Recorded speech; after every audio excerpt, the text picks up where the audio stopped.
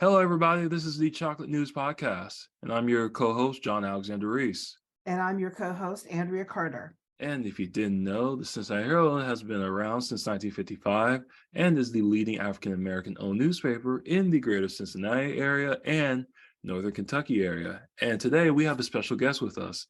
It is Tiffany Kelly, the administrator of the Kelly Youth Services. How's it going today, Tiffany? It is wonderful. Thank you so much for having me today.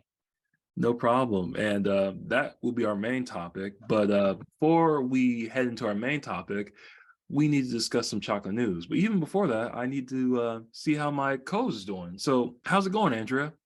It's going fine. I am just having the best time, the best week. I can't complain. I really cannot. This weather, it's that nice sweet spot, not too hot, not too cold. You just put on a few layers, you're comfortable.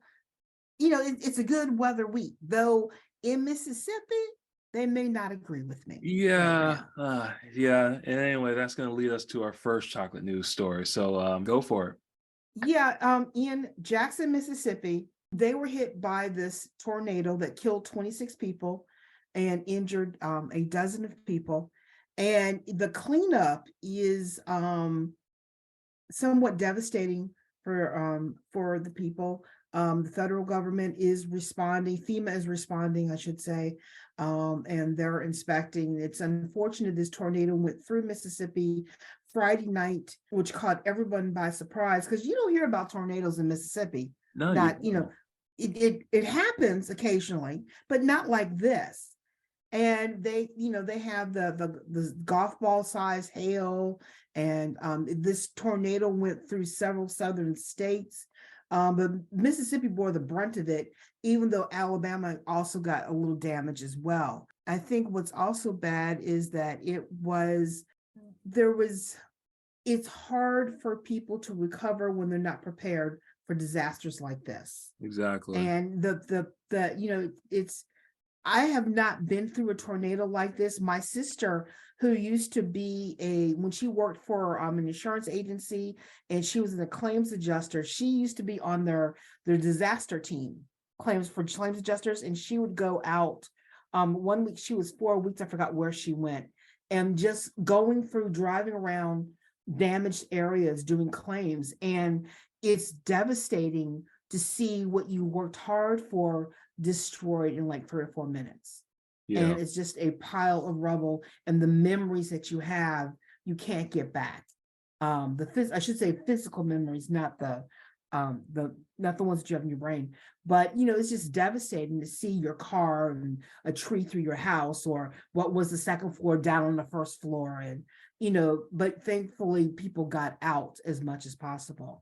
So we're just going to, stay on top of it and see how our local organizations that help in natural disasters reach out. And if there is, people gathering up supplies for them, we'll definitely let you know about that. Yes, most it's kind of sad, but it's almost tornado. Well, actually, no, I take that back. It will be tornado season in Cincinnati starting in April for us. So we will have to be careful. Especially with this wacky weather, what's going on, you just have to be prepared and, have flashlight, a blanket, emergency clothes, if possible, some water, in the back of your trunk, just in case something does occur like that. So, there's that story. Then I think is devastating is the Nashville shooter. Oh, God. When it occurred, I was taken aback that the fact that the shooter was a female. Now, I don't know if was the shooter a transgender female or. Well, from what? Oh, go ahead. No, well, I mean, I don't know for sure because I've heard so many different stories. What have you heard? Well, the latest that I heard is that she was still a woman, but she was a trans man, So it's like she identified as he, him Oh, for okay. his pronouns. So, but that's all I know though. So I guess technically, yes, a trans man. But Okay. you know, It's one of those things of where, it's hard to see a woman as a mass shooter, but because it's a transgender shooter, it's kind of sad. More mass shooters are male than yeah, female. So this is a very unique situation.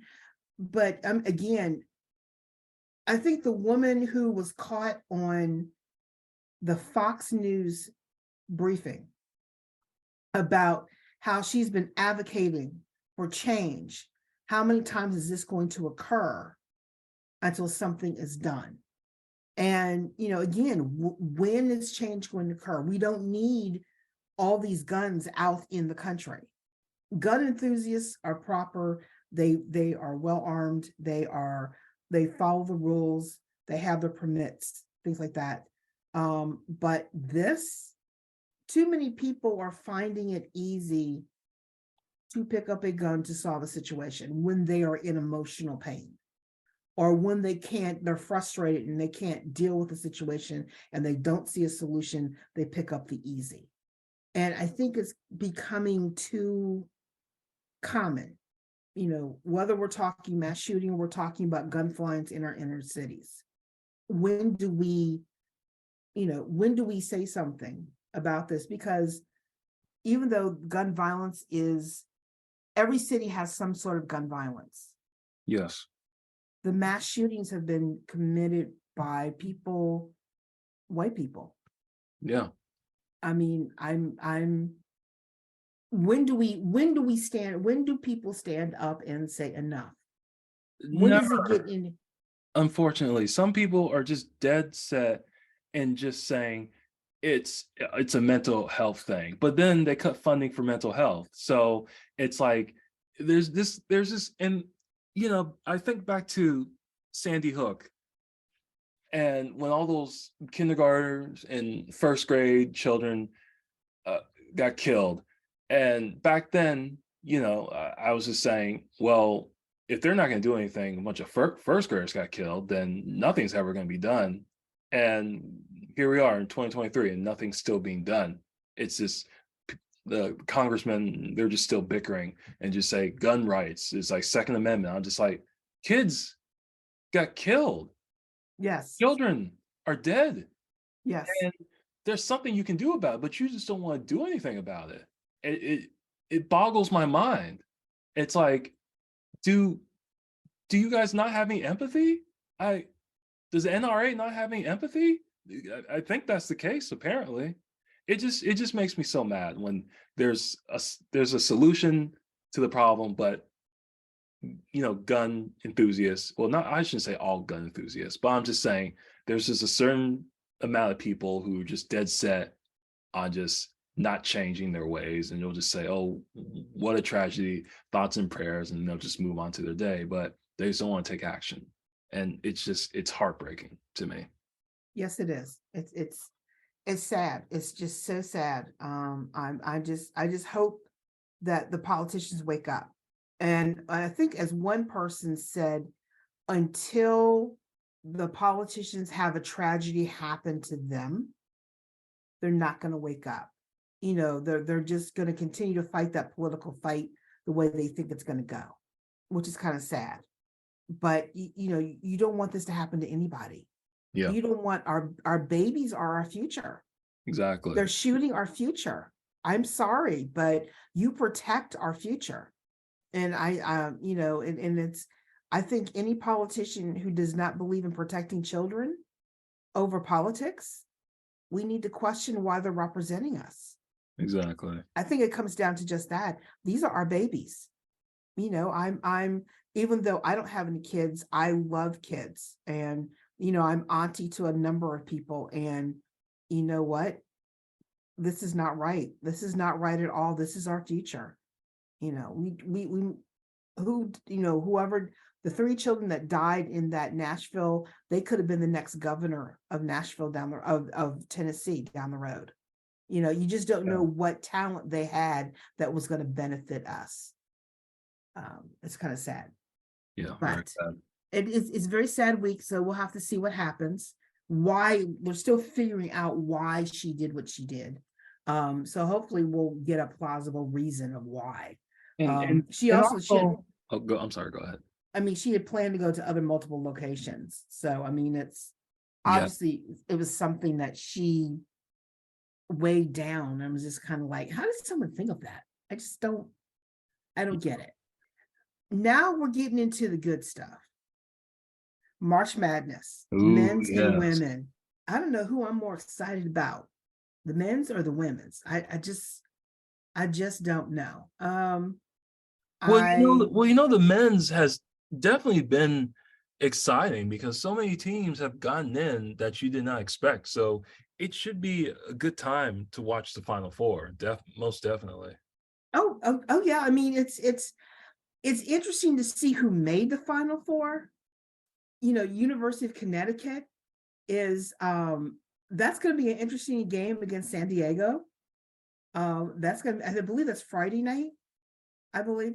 And No, I actually think, well, the men's, I'm the sorry, men's. the men's, I think the men's is Saturday night, and I think the women's matches are Friday night.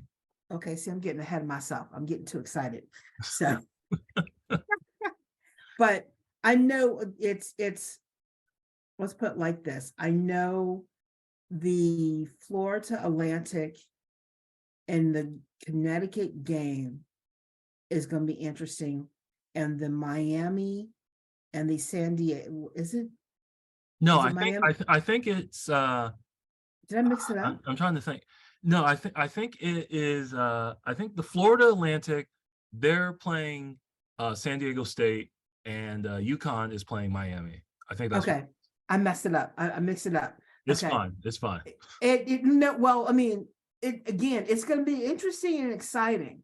I know who I'm rooting for one, and it's going to be interesting to see. Miami has some great players on their team. UConn, University of Connecticut, they only get so far throughout the playoffs. They only get so far sometimes, and they have been building up a good team over the last few years.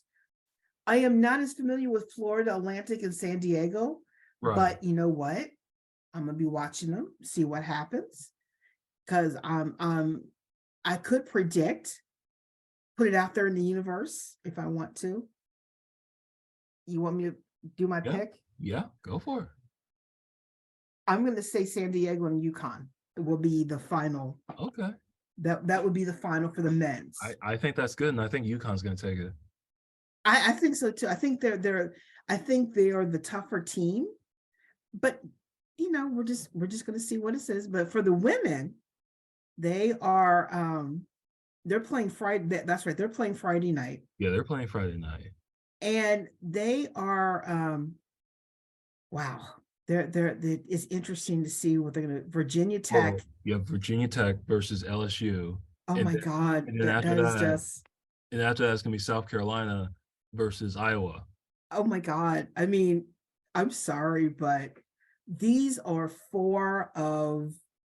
the top teams in the country playing against each other. Virginia Tech is number 1. South Carolina is number 1 in their division.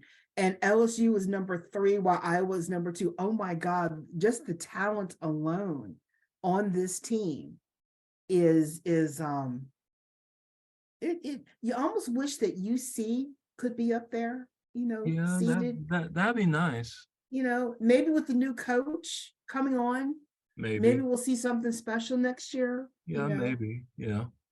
I mean, they're always good. They always get in, then they're gone. Like the men's, they don't last that long. I would like for once to see them go a little further. Yeah. So, but I'm looking forward to both games. Oh and, yeah. But as far as who's gonna win the women's, I think it's gonna be South Carolina because they got the coach what's her name? Dawn Staley. Oh yeah. So I think South Carolina's got it again. That's just my guess.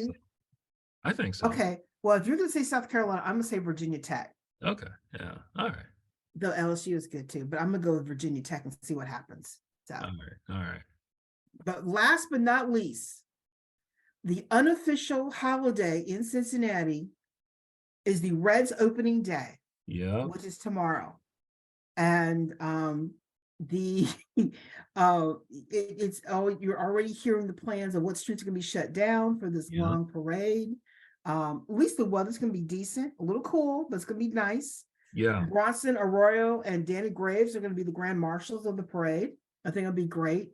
I know kids love going to see the parade every year. I would just say get there early, stake Yes, out your spot, yes, most definitely. and really and truly, if push comes to shove, have a chair with you because it's going to be a wait. Oh yeah, Um, but I think it's a great way to get the day started off right, and then the game is scheduled to open their game against the Pittsburgh Pirates at 4:10 p.m. That's going to be interesting. I wonder what this team is going to be like this year. I don't know. It's definitely gonna be interesting. But as far as Reds commentary go, on our website, we always got this column called Match Take, and he keeps you up to date every week on the Reds' progress. I've learned more from reading Matt's column every week, so I think it's a pretty good damn column. Yeah, he is a very good comic. He gets the interviews and he's very eye opening about what's happening. And I went to a Reds game last year, and I see the talent on the field. I just don't see the heart. Yeah, Hopefully they can combine the two together this year and they can pull it off. The day I went, they actually won a game.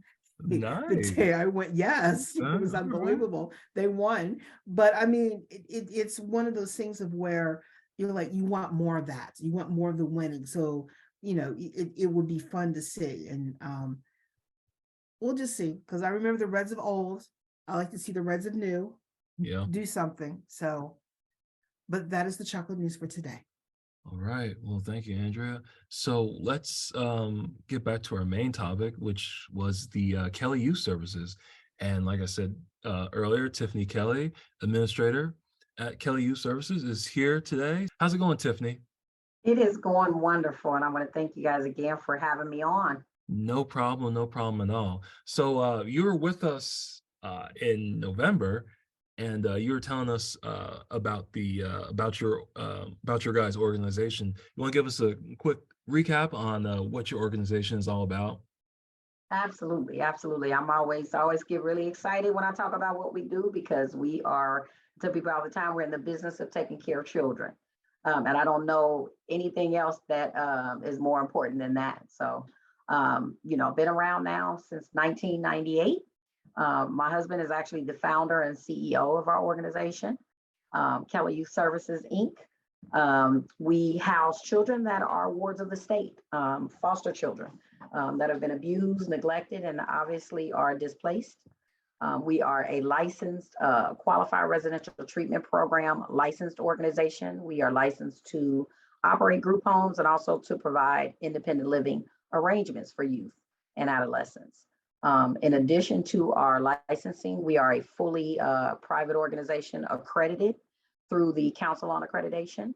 I'm always very proud to share that because that was extremely hard work getting accredited, but that accreditation helped us to just put some things in order and just to make sure that the services that we are providing, that we can actually measure those services for one, but also meet industry standards. So we have about 5 locations where we serve our youth, and that's male and female. They're located all throughout the greater Cincinnati area. And with that, but probably right now, I think we have about 33 staff, including a few individual contractors and individual aides that work as direct care workers in the field with our kids. At where I am, I'm actually located at our administrative office. Here at the administrative office, we are growing in a tremendous way. Most group home providers, especially small ones like ours, don't house the staff that we do. But here at our organization, we try to, set ourselves, in front of or apart from other group home providers. And by that, we're just making sure that we have different team members in place to serve our youth in every way. So working under my husband here as the CEO, I'm the administrator. Our executive director is here out of our administrative office. We have a client support manager whose role is strictly focused on services for our youth. We have a performance quality improvement coordinator who, once we received full accreditation, we knew that it was extremely important to have someone on our staff to basically drive our mission, to measure our services, to track the data that we've been accumulating for years in a way that we can present to our staff, what's really going on and where the needs are and where we need to improve. In addition, we have a licensed social worker on our staff. We contract with a licensed independent social worker, and we have 2 education coordinators. The 2 education coordinators for me as the most important role, because as we know, you can't do anything without your education. So very focused on education here at KYS. And just, our mission is just to educate our kids, to stimulate them and to motivate them so that when they leave us, they can be self-sufficient, responsible, and most importantly, employable citizens in our community. Wow, you guys are the real deal. I'm very impressed. Thank you. Yeah, no problem. Now, you guys are having your 25th anniversary, am I correct? Yes, very proud to say we will be celebrating our 25th anniversary with a Silver Soiree Gala on May 6th. This year, the venue we've selected is the River Center, the Embassy Suites by Hilton River Center down in Covington, Kentucky. Ooh, okay. We have a keynote speaker, which is Dr. Mary Griner. She is the director of the Czech Foster Care Center for Cincinnati Children's Medical Center. Our event will just be filled with a VIP cocktail reception, dinner, a program, entertainment, you name it. We'll have a silent auction going on throughout the event, and that'll launch like a week before the event. And the purpose of our fundraising gala is, one, to, yes, celebrate the 25 years of service we've provided to youth and families in the greater Cincinnati community, but also to raise some funds to rejuvenate and improve all of our residential care facilities. We have houses, like I said, all throughout Cincinnati, but they're extremely old. Wanting to stay in the city. When my husband started the organization, that was the goal. He wanted to be in the city. So with that, there were not a lot of new structures during that time. So we have a lot of old ones. So we can really use some help with getting them improved so that our kids can have the same things that our families have at home, which is just a sense of normalcy. Yeah, most definitely. And I just have to say, I don't know if I said this last time, so you guys are really doing some important work. I mean, it's like the foster care system, it really needs people like you guys, and you guys are doing the Lord's work. That's all I have to say. I agree, John. Thank you very much for pointing that out, which is the reason why we've helped several other group home providers get started with what we do. We don't do that as a service. We do it to help because, just like you said, there's over 400,000 kids in the foster care system. So there's no competition. Oh yeah, absolutely. So there's no competition. I say that to say there's no competition in this field and in this industry. So the more people that we can help get involved and, that are serious about nurturing the youth and caring for these youth that are, some of them have never seen structure. Some of them have never experienced having a birthday celebration, or even for that matter, having a birthday cake. So just those small things that are important for us that, we take for granted. We're always encouraging other group home providers. And by encouraging, I mean spending my time, my energy, my effort. My husband has helped countless other providers get in this industry. So yes, we're definitely doing something that a lot of other providers like us aren't doing. And not because they don't want to, but just because this industry is extremely hard. It's extremely hard being responsible for another human being, especially children. And so, you always having to make sure that you're doing everything the right way because you have somebody's life, somebody's future in your hands. So. Yeah, no, most definitely.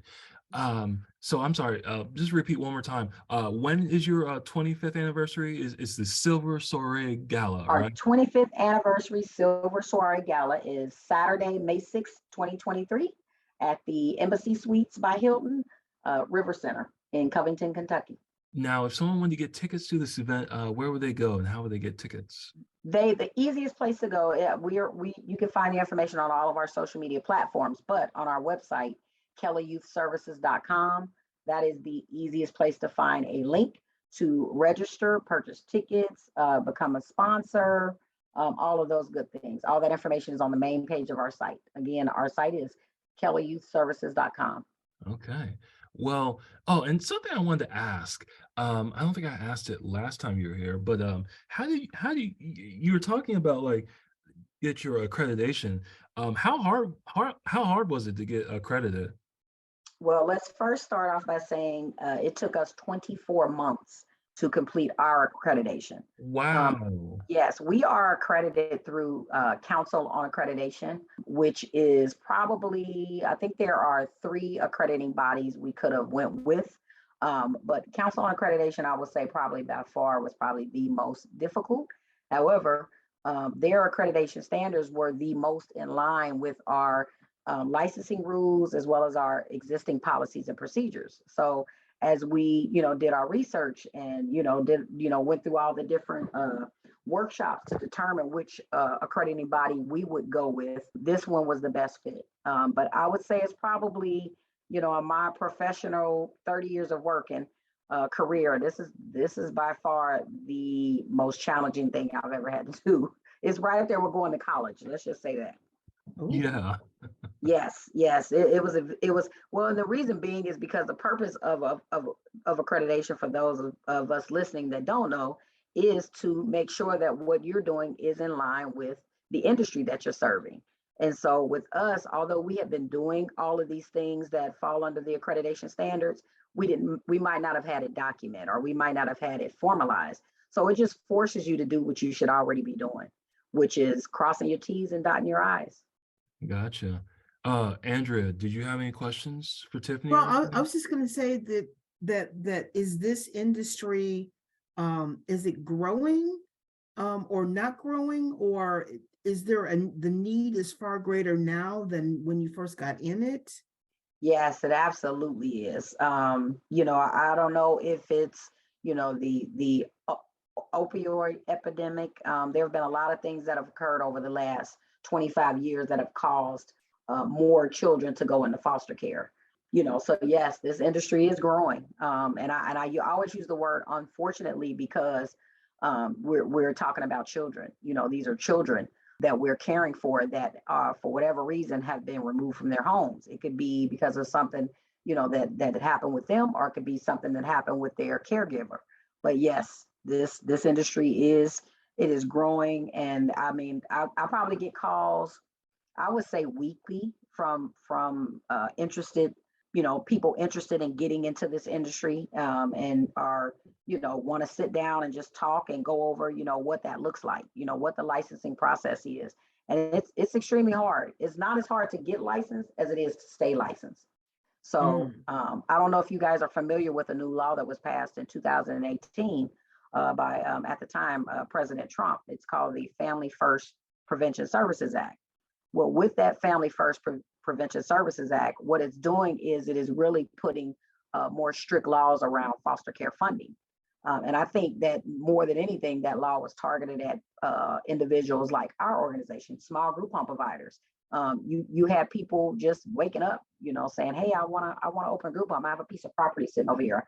How can I open a group home?" Well, it's a lot more. It should be a lot more to getting into this industry than just you have a empty house that you're trying to fill. Again, these are lives that you can impact, and it's somebody's future that you have in your hands. So for us, it was extremely hard with the accreditation, but that was one of the requirements now as a group home provider to still operate after that law was passed and then implemented. You did have to become fully accredited. So that was the main reason that we had to we looked in that direction. But the changes with that law, I would 100% say they were necessary. And I think what it did was probably help weed out some of the bad seeds. I hate to say it. Well, Because I you know mean, what? there are some people who want to take advantage of the situation of caring for kids for ill-gotten means. So Yes. I mean, it's again, as John did, I commend you for the work that you do, but it's kind of sad that, the parents cannot take care of their kids for Yes. a variety of reasons, or, or parents are not parenting kids because that's how kids are picking up and doing bad things because they don't have anyone controlling their actions. Mm-hmm. Absolutely. Even myself, like being in this industry is it's extremely personal for me. I was a teen mom. I had my daughter at 17 years old. But I came from a huge family with structure, with rules. And, although I was constantly breaking those rules, my mother never gave up on me. She always made sure that, if she said something, she meant it. And so I was just the type of kid that, I could withstand the punishments. I could withstand, being grounded for weeks. And, that when I finally get up, I mess up again. I finally get out the house, I mess up again. Where some of these kids, they don't have anybody that cares enough for them to just stay on them. Because even though I was a teen mom, there's still no telling what I could have turned out to be had I not had the mother that I had, who refused to give up and who constantly told me, as long as you live here, you will do what I say, you will follow rules, you will go to school, you will graduate.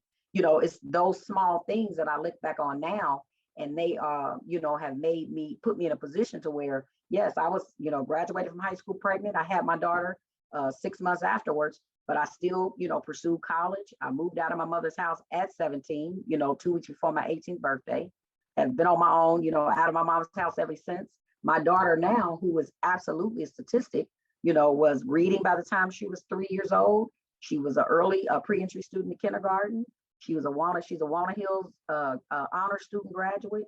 She's working on her second master's at UC. She's a Teacher America alumni. I mean, I can go on and on. She's been Teacher of the Year. She taught in inner city DC for 6 years. So I have this testimony and this success story because that foundation was there regardless to my behavior. And so, these kids, that's why while the kids are placed with us here at Kelly Youth Services, we are doing all the same things that our parents did for us. All that same consistency is there. The structure is there. We're making sure that we can do anything but make sure you go to school. What you do there is on you.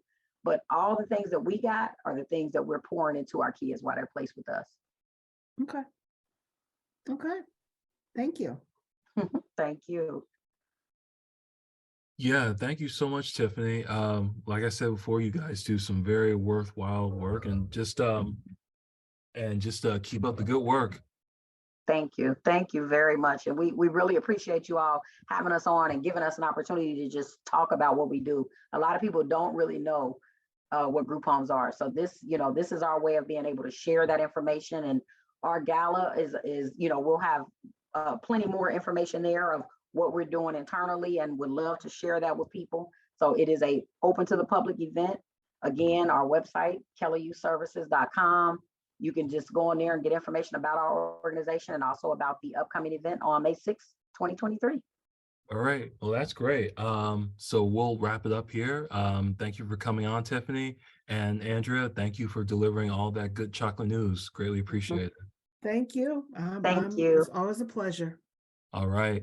So folks, you can find more information about today's topics and past podcast episodes at www.thecincinnatiherald.com, the SESH newsletter, or on our social media. We're on Facebook, Twitter, Pinterest, Instagram, and LinkedIn. And make sure to subscribe to our podcast on your favorite podcast app. Our podcast is on Apple, Spotify, TuneIn Radio, Amazon, YouTube, and Google Podcasts. In addition, the Cincinnati Herald is now looking for news distribution and delivery agents. Please contact our publisher, Walter White, at 513-680-7076 for more information. I'm John Alexander Reese. And I'm Andria Carter. And have a good day.